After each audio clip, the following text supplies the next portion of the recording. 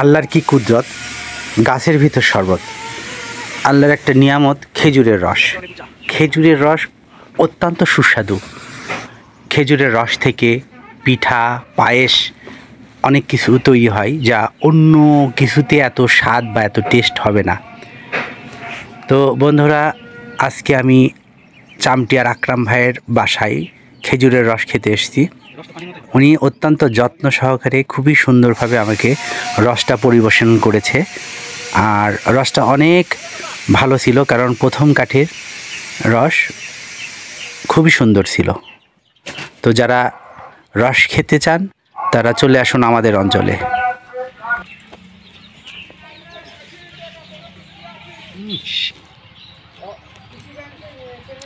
Test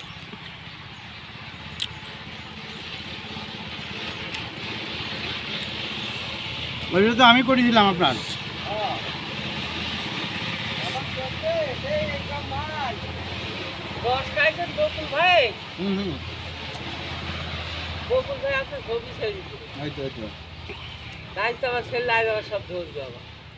কালো ছাড়িয়েছি, আজকেও ছাড়বো। মুড়ির গিলাসে নিতে হবে তো।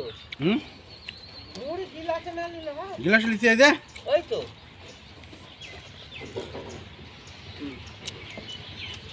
মুড়ি যাতে না